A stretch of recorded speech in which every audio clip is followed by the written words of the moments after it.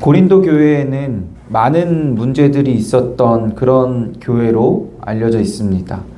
고린도전서는 고린도 교회에 있었던 여러 문제들, 파벌 문제, 윤리적 문제, 또 성찬과 성령의 은사에 대한 문제, 부활, 헌금, 혼인 등에 대한 문제들에 대해서 해결하기 위해서 사도 바울이 고린도 교회에 쓴 서신서입니다. 하지만 고린도 교회의 문제가 이 편지로 쉽게 해결이 되지 않았던 것 같아요. 오히려 사도 바울이 고린도 교회의 문제들에 대해 지적한 것이 발단이 되어서 고린도 교회가 사도 바울의 사도직에 대해 문제를 제기한 것으로 보입니다. 고린도 교회의 문제 제기에 대한 구체적인 내용이나 또 고린도 전후서 사이에 사도 바울이 한 번 더 고린도 교회에 편지를 썼던 눈물의 편지라고 알려진 그 편지의 내용은 알려져 있지 않지만 고린도 후서의 내용을 통해서 고린도 교회가 사도 바울에 대해서 문제를 제기했던 내용에 대해서 추측해 볼 수가 있습니다. 한 가지는 사도 바울이 거짓말을 하고 교회를 가벼이 여긴다는 겁니다. 사도 바울이 고린도 교회를 방문한다라고 했다가 방문을 계속 미뤘나 봐요. 이것에 대해 문제를 제기한 거죠. 사도 바울이 거짓말을 했다고 하고 또 고린도 교회를 우선시하지 않는다라는 그런 항의를 했던 것 같습니다. 이에 대해서 사도 바울은 고린도후서 1장 23절에서 고린도에 가지 않은 것은 오히려 너희를 아끼려 함이었다고 해명합니다. 바울은 고린도 교회에 근심 중에 나아가지 않기로 결심했습니다. 아마도 고린도 교회의 문제들이 전혀 해결되지 않은 상황에서는 그들을 치리해야 하는 입장이었기 때문에 바울은 고린도 교회를 방문하는 대신에 눈물의 편지를 쓰고 또 시간을 두고 기다렸던 것으로 보입니다. 또 한 가지는 사도 바울이 헌금을 갈취했다는 거예요. 바울 서신서들을 보면 헌금에 대한 내용들이 꽤 많아요.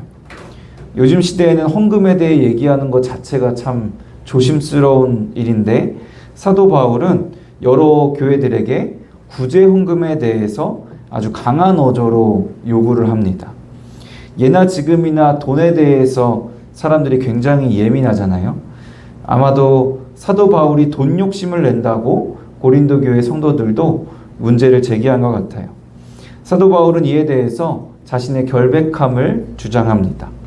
고린도서 11장 8절 9절에서 고린도에 있을 때 자신이 돈이 부족했지만 아무에게도 누를 끼치지 않기 위해서 너희에게 폐를 끼치지 않기 위해서 스스로 조심하고 또 조심했다고 오히려 너희에게 필요를 받아 쓴 것이 아니라 마게도냐에서 온 형제들을 통해서 부족한 것을 채웠다라고 말합니다.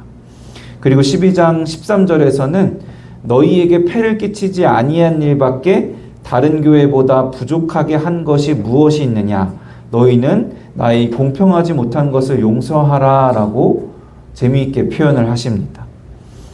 고린도 교회가 헌금에 대한 문제가 있는 돈에 대해 굉장히 예민한 교회라는 것을 사도 바울이 아셨기 때문에 아마도 고린도 교회에서 이 물질에 대해서 더 특별히 조심하셨던 것 같아요. 그래서 고린도 교회에 내가 다른 교회보다 못한 것이 있다면 그것은 너희에게 폐를 끼친 것이다. 폐를 너무 안 끼친 것 빼고는 다른 교회와 공평하게 대했다라고 그렇게 표현을 하고 있습니다. 또 한 가지는 사도 바울이 언변이 없다는 겁니다. 목회자에게는 굉장히 자존심을 상하게 하는 공격인데요. 쉽게 표현하면 설교를 못한다는 거예요. 고린도서 10장 10절 말씀입니다.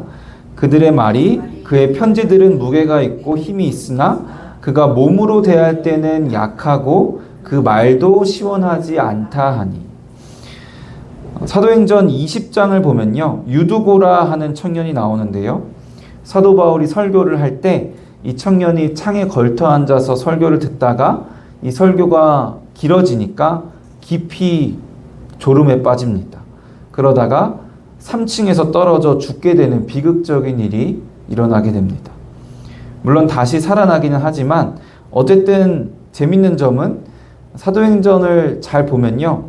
유두고가 설교를 듣다가 졸은 것에 대해서 유두고가 존 것에 대해 책망하는 말씀은 전혀 없고 유두고가 졸게 된 이유에 대해서 설명을 오히려 한다는 거예요. 바울이 강론하기를 더 오래 함에 졸음을 이기지 못하여. 누가 봐도 유두고가 존 것이 이해가 되는 그런 상황이었던 것 같아요. 사도 바울도 이에 대해서 자신이 말에는 부족하다는 것을 인정합니다. 하지만 지식에는 그렇지 아니하니 이 지식을 너희에게 나타냈다. 복음을 너희에게 전했다라고 아주 겸손하고 또 담대하게 고백합니다. 마지막으로 사도 바울이 추천서가 없다는 겁니다. 당시에는 교회를 두루 다니면서 가르치는 순례 전도자들이 많았습니다. 그래서 그 전도자들이 어떤 사람인지를 교회에 증명을 하기 위해서 자신의 신분을 증명해주는 추천서를 가지고 다녔던 것 같아요. 요즘같이 인터넷이 발달한 세상에서도 목회자가 어떤 곳에 부임을 해서 목회를 하고자 할 때 신학교 졸업증명서나 목사 안수증, 또 노예 소속증명서 같은 것이 필요하잖아요. 심지어 전에 사역하던 교회들에 연락을 해서 또 검증을 하기도 합니다. 그런데 인터넷이나 전화도 없던 당시에는 이 추천서가 곧 이 목회자의, 이 설교자의, 이 전도자의 권위가 되는 굉장히 중요한 역할을 했을 겁니다. 그런데 사도 바울은 이런 추천서를 갖고 다니지 않았던 것 같아요. 그저 복음을 의지하고 복음을 전파함으로써 교회를 세워갑니다. 그런데 그렇게 세워진 고린도 교회가 이제 와서는 사도 바울에게 추천서가 없다는 문제를 제기하고 있는 겁니다. 사실 앞에 말씀드렸던 세 가지 문제는 애교라고 볼 수 있을 것 같아요. 거짓말하고 우리를 우선시하지 않았다. 돈 욕심을 내고 헌금을 갈취했다. 설교를 못한다. 물론 목회자로서 윤리적인 문제가 될 수 있고 목회자의 자존심을 상하게 할 수 있는 문제가 될 수 있긴 하지만 사도 바울의 사도됨에 대한 근본적인 도전은 아닙니다. 그런데 추천서에 대한 문제 제기는 사도 바울의 사도로서의 권위에 대한 근본적인 도전입니다. 그리고 사도직에 대한 근본적인 도전은 결국에 이렇게 이어져요. 고린도후서 13장 3절 말씀입니다. 그리스도께서 내 안에서 말씀하시는 증거를 너희가 구함이니. 바울이 정말 사도가 맞느냐? 바울을 통해서 말씀하시는 분이 정말로 예수님이 맞느냐? 예수님이 사도 바울을 통해서 말씀하신다는 증거가 도대체 무엇이냐고 아주 근본적인 문제에 대한 제기를 하는 겁니다. 고린도 교회가 사도 바울의 사도직에 대한 도전을 하며 그가 전한 이 복음에 대해서도 본질적인 문제 제기를 합니다. 사도직에 대한 근본적인 문제 제기를 하면서 추천서, 증거를 요구하는 고린도 교회에게 사도 바울은 뭐라고 답변했을까요? 그 답변이 바로 오늘 본문 말씀입니다. 오늘 본문 말씀 다시 한번 같이 읽어볼까요? 우리가 다시 자천하기를 시작하겠느냐?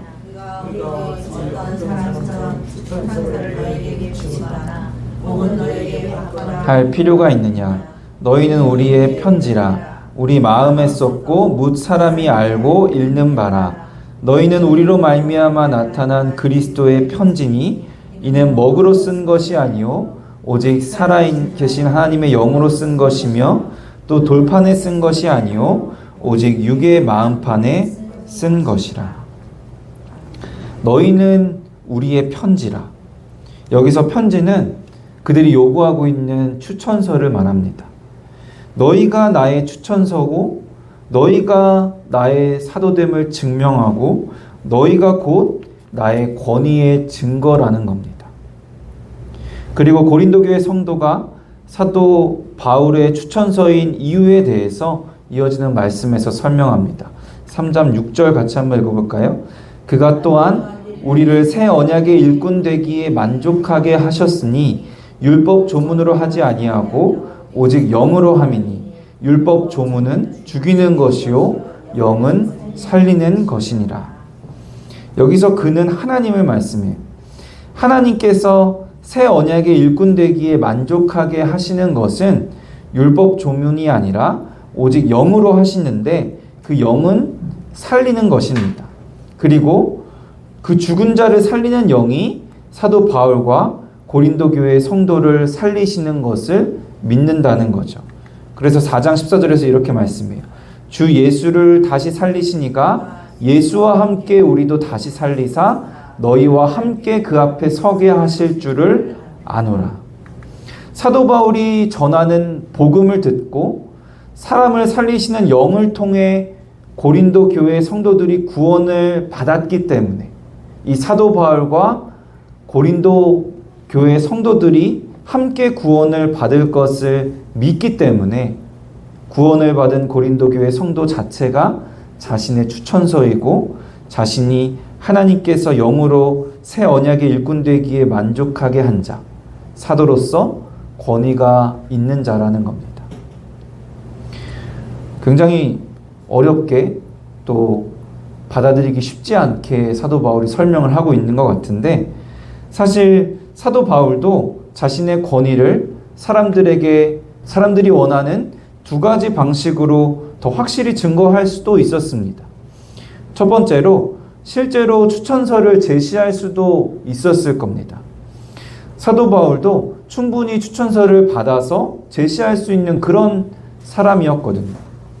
이방인의 사도로서 이방인의 땅에서 사역을 했지만 예루살렘 교회로부터 공식적인 인정을 받은 사역자이기도 했습니다. 사도행전 15장을 보면요, 이방인에게 복음을 전하는 것에 대한 신학적 논쟁으로 인해서 예루살렘에서 공의회가 열립니다. 최초의 기독교 총회라고 여겨지는 회의인데요. 이 총회의 결과로 어떻게 선포되냐면 베드로가 하나님 앞에서는 모든 사람이 평등함으로 이방인들도 예수 그리스도의 은혜로 구원을 얻는다라고 선포를 하게 되는 겁니다. 사도 바울은 이 공의회에 직접 참석했을 뿐만이 아니라 결정적인 역할을 한 사람이었어요. 그리고 심지어 베드로가 이방인과의 관계에서 실수를 했을 때 바울이 대놓고 베드로를 책망하는 일도 있었죠. 그만큼 사도 바울이 굉장히 담대한 사람이었을 뿐만이 아니라 영적인 권위가 있는 사람이었던 겁니다. 예루살렘 공의회가 48년에서 50년 사이에 있었던 일인데요. 이 고린도 전후서를 기록한 것이 55년에서 56년 사이의 일로 추정이 됩니다. 그러니까 이미 많은 시간이 흘렀다는 거죠. 이미 사도 바울은 자타가 공인하는 사역자였던 겁니다. 그러니까 사도 바울이 추천서를 가지고 다니지 않았던 것은 사실 굳이 추천서가 필요하지 않을 정도로 사도 바울이 유명했기 때문이 아닐까 싶습니다. 그런 사도 바울에게 이제 와서 추천서를 요구하다니, 제가 만약 사도 바울이었으면 괘씸한 마음이 들어서 가장 큰 권위가 있는 예루살렘 교회의 지도자 베드로에게 직접 추천서를 받아서 내가 이런 사람이라는 것, 내가 이렇게 큰 권위가 있는 사람이라는 것을 다시 확인시켜주고, 또 베드로에게 특별히 부탁해서 추천서를 통해서 성도들을 좀 꾸짖어 달라고 그렇게 요청을 했을 것 같아요. 그런데 사도 바울은 그렇게 하지 않습니다. 자신이 추천서는 그저 너희들이다, 여러분이다 라고 하는 거죠. 여기에서 사도 바울의 지혜와 사랑이 나타납니다. 예를 들어서 어떤 교회의 성도님들이 담임 목사의 목사 안수증과 노예 소속 증명서를 요구하고 목사님의 신분조회를 요청한다고 생각해 보세요. 목사 안수증과 소속 증명서를 제시하고 목사님이 신분조회를 하면 그 교회의 문제들이 해결이 될까요? 진짜 문제는 그게 아니라는 거죠. 사도 바울의 경우에도 사도 바울이 추천서를 제시한다고 해서 이 문제가 해결되는 것이 아니었기 때문에 사도 바울은 이 문제의 근본적인 원인을 해결하고자 했던 겁니다. 사도 바울은 그들이 받은 새 생명, 복음의 내용인 십자가 사랑과 생명을 증거합니다. 하나님의 사랑과 성도가 받은 새 생명을 고린도 교회 성도들이 다시 깨닫기를 원했어요. 자기를 인정하지 않고 인신공격까지 서슴지 않는 이 고린도 교회 성도들과 사도 바울은 맞서 싸우지 않았습니다. 문제의 근본적인 원인을 지혜롭게 파악하고 또 해결하고자 했고, 무엇보다 그들을 사랑하는 마음으로, 안타까워하는 마음으로 그들이 다시금 십자가 사랑과 영원한 새 생명, 이 복음을 누리기를 소망했습니다. 사도 바울이 직접 추천서를 제시하지 않았던 또 한 가지 이유는 권위가 사람에게서 나오는 것이 아님을 잘 알았기 때문입니다. 본문 2절에서는요, 너희는 우리의 편지라고 할 뿐만이 아니라 3절에 보면은 너희는 우리로 말미암아 나타난 그리스도의 편지라고 표현합니다. 그리고 하나님께서 자신을 새 언약의 일꾼으로 세워주셨다고 담대하게 증거하고 있어요. 사도 바울은 이처럼 자신의 위기 가운데서도 이 문제를 해결하기 위해서 사람을 의지하지 않았습니다. 사람들이 세우는 권위를 쫓지 않았어요. 오직 하나님만을 의지하고 하나님이 세워주시는 권위를 쫓았습니다. 사도 바울이 사람들이 원하는 방식으로 권위를 증거할 수 있었던 방법, 두 번째는 자신이 경험한 강력한 체험을 간정할 수도 있었을 겁니다. 사도 바울에게는 굉장히 특별한 체험들이 있었어요. 다메섹 도상에서 예수님을 직접 만나고 또 눈이 멀었다가 다시 보게 되는 그런 특별한 체험을 통해서 예수님을 영접하게 됩니다. 또 놀라운 능력들을 직접 행하기도 했고, 또 셋째 하늘로 이끌려가는 신비로운 체험을 하기도 합니다. 사도행전을 봐도요, 사도 바울이 자신의 체험에 대해서 간증을 하는 장면들이 있어요. 사람들은 이런 체험들과 또 외적인 증거들을 참 좋아하잖아요. 또 이런 체험을 한 사람들이 이런 것들로 자신이 하나님과 더 가깝다는 것을, 영적인 능력이 있다는 것을 인정받고 싶어 하기도 합니다. 그러니까 사도 바울도 고린도 교회가 자신의 사도로서의 권위에 대해 도전을 할 때 자신의 체험들을 증거함으로써, 간증함으로써 자신의 권위를 증거할 수도 있었을 겁니다. 고린도 후서에서도 사도 바울이 체험에 대한 간증을 하는 장면이 나오긴 나와요. 그런데 가장 먼저 나오는 것이 아니라 가장 뒤편에, 저 뒤편 12장에 아주 잠깐 언급됩니다. 그나마 짧게 언급을 하면서도 이것들에 대해서 무익하게나마 내가 부득불 자랑한다라고 말을 합니다. 자신의 체험들에 대해 언급하는 것이 무익하다, 가치가 없다라는 겁니다. 사도 바울은 사람들이 좋아하는 체험들을 경험했음에도 왜 이것들을 말하는 것에 대해 무익하다고 하고 자신의 권위를 증거하기 위한 수단으로 사용하지 않았을까요? 그것이 하나님이 기뻐하시는 뜻이 아니었기 때문입니다. 왜냐하면 이러한 체험들로 인한 권위는 공동체 안에 위화감과 서열을 만들기 때문에 그렇습니다. 사도 바울이 만약 특별한 체험들로 자신의 권위를 증거했다면 그 증거 자체로 자신이 특별한 존재가 됨을 어필하는 게 되거든요. 저는 간증을 통해서 은혜를 받기도 하지만 늘 간증에 대해서 조심스러운 입장을 갖고 있는데요.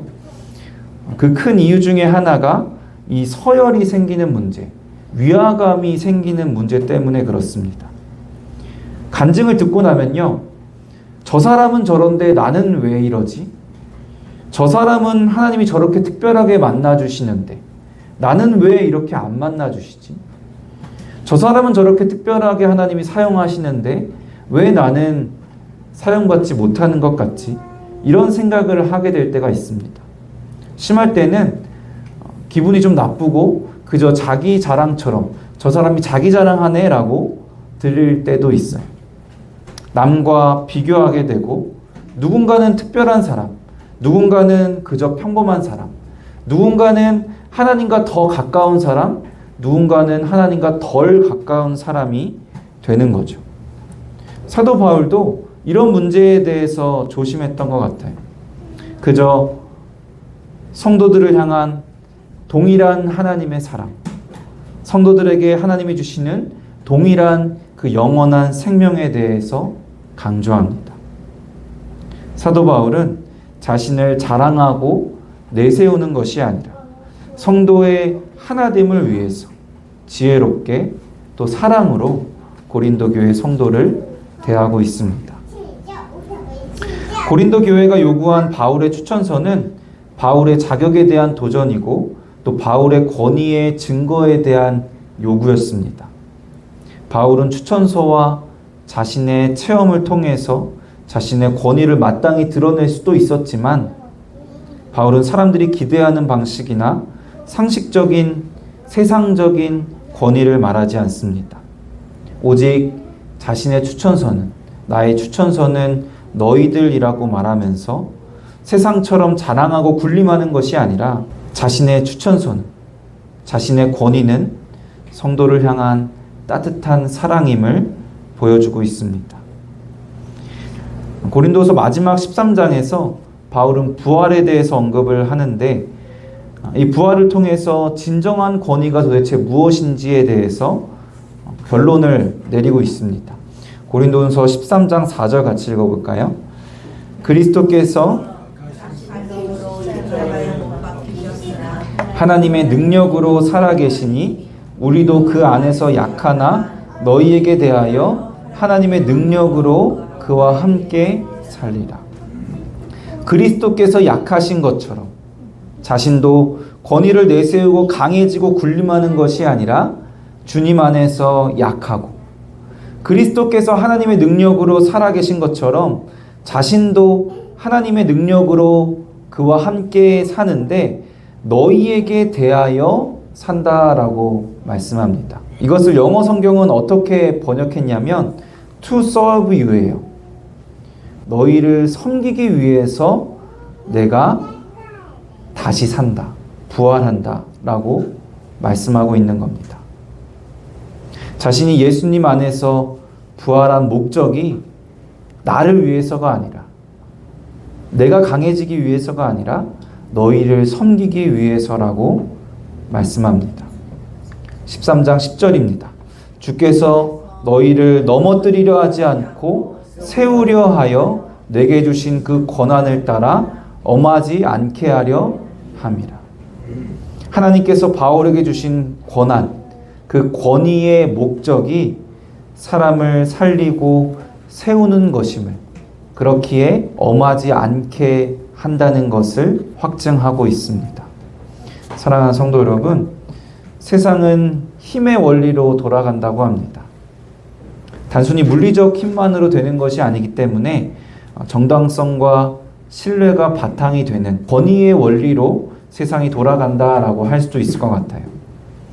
자신의 권위에 대한 도전을 받고 권위에 대한 증거를 요구받았을 때 자신의 추천서를 통해 담대하고도 아주 지혜롭게 또 사랑으로 자신의 권위를 주장한 사도 바울의 모습을 통해서 우리가 가져야 할, 우리 교회의 원리가 되어야 할 그리스도인의 성경적 권위가 무엇인지 고민하고 또 사모하는 시간 되기를 원합니다. 하나님이 우리에게 주신 권위는 사람을 살리는 권위, 교회를 세우는 권위, 지혜롭고 또 사랑하는 권위입니다. 하나님이 주신 권위로 주님의 교회를 건강히 세워나갈 뿐만이 아니라 세상으로부터 우리가 그리스도인의 정체성과 권위에 대한 도전을 받을 때 세상과 맞서 싸우고 세상의 방식으로 우리를 증거하는 것이 아니라 사도 바울이 보여준 지혜처럼 복음과 사랑으로 우리를 증거하고 사람을 살리는 저 여러분 되시기를 주님의 이름으로 간절히 축원합니다.